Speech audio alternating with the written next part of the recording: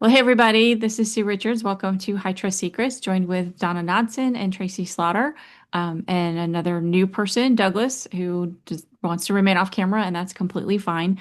We've been here discussing a couple of different things, and we definitely wanted to talk today about HIPAA requirements in HITRUST assessments. So, HITRUST started as uh, a way to certify the compliance for the healthcare industry, taking a bunch of different frameworks. They've kind of morphed off onto being industry agnostic, but there's still a huge market for the HIPAA compliance piece of a high trust assessment. So first and foremost, if you're an E1 or an I1, you need to add HIPAA to your assessment to add those factors in order to make sure if you're a business associate or a covered entity that you're getting that HIPAA compliance as part of your high trust assessment. R2, it's usually built in, but it's easier to see those HIPAA controls in an R2.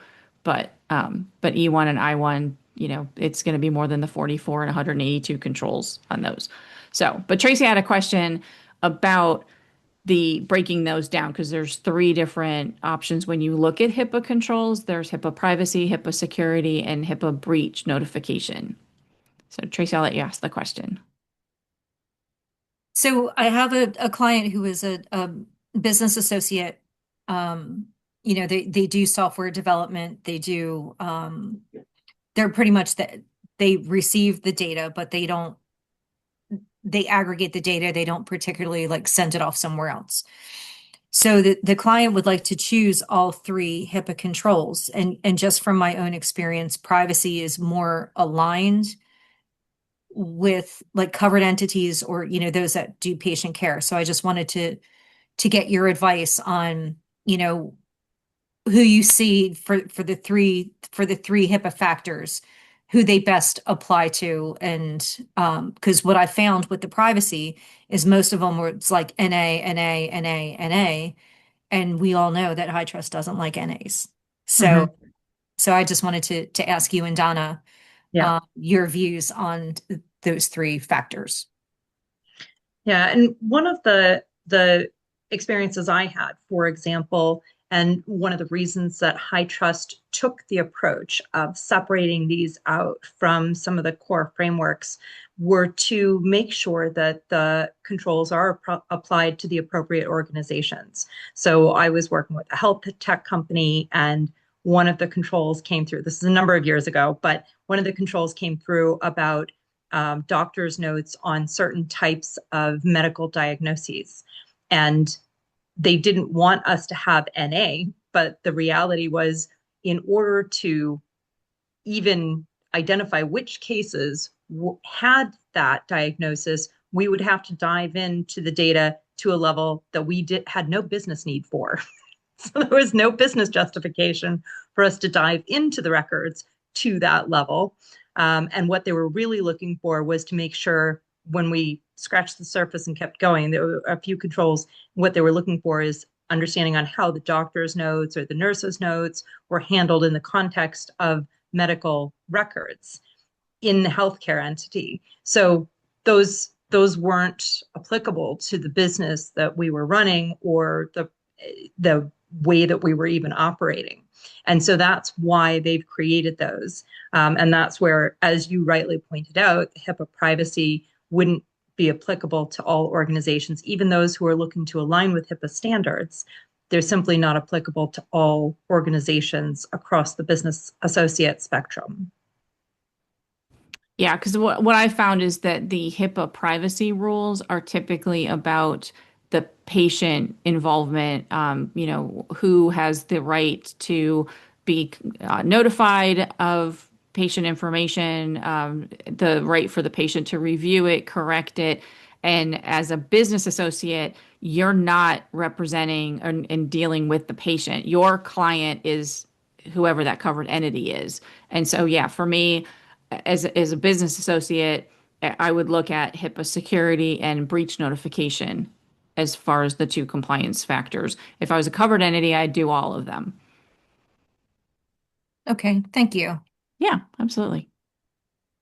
But it's especially important as a BA for the the breach notification because that should be in the contracts. And I think there's a lot of detail now in the contractual language. So in that third party domain, there's a lot in there that talks about, the contract will have, 19 different elements to it, and including the, reporting of breaches, et cetera, et cetera. So I think it's covered, but I would still add it in also just to make 100% sure that you were following the HHS rules about data breaches and not necessarily FTC rules or other government agency rules about breaches.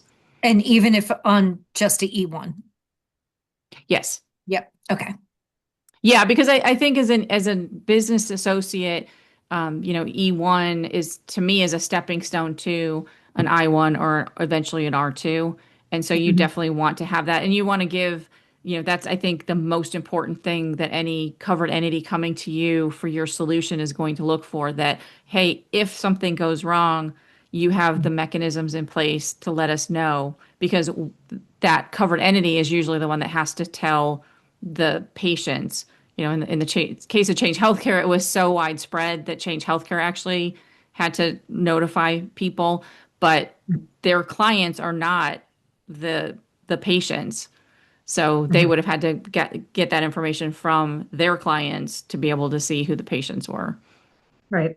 And where organizations are not necessarily obligated to HIPAA legislation or high-tech legislation, that's the point where they can consider an I1 or an E1 as a standalone. If they're looking for that, best practice roadmap for security and cybersecurity for their organization, those are great frameworks to start with. And then if they want to add in HIPAA, they can. So I try to make sure that it's not going too quickly or blowing up in scale, overstating what the client actually needs. If they're not in the US, in the healthcare space somewhere, whether it's directly as a healthcare entity or as a BAA, dealing, health tech or dealing with associated healthcare data, they may not specifically be obligated to that legislation, in which case they could do an E1 comfortably or an I1 comfortably without those added factors. Okay. Thank you. Yeah. Definitely. Yeah, because I know it does add quite a few controls. So your E1 will basically almost double, I think, if not Mhm. more than double in size. So it's Mhm. about, I think, about 100 controls total that you'll get when you add those. But again, I think they're important if you are in that healthcare space to Mhm. show that due diligence and that drive towards, the Yes. reporting that you need.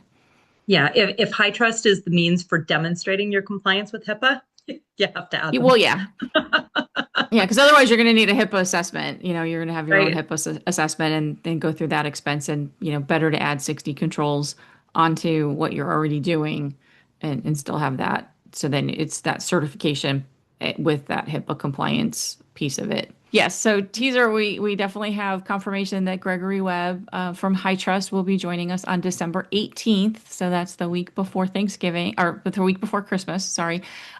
We will be hosting HITRUST Secrets next week, but not for Thanksgiving. We'll be out for that, obviously, and out for Christmas Day. So as somebody else on another call that usually happens on Thursdays, they're like, love you all, but not that much. Just spend Right. Thanksgiving and Christmas with my family. So, but December 18th, keep that in mind.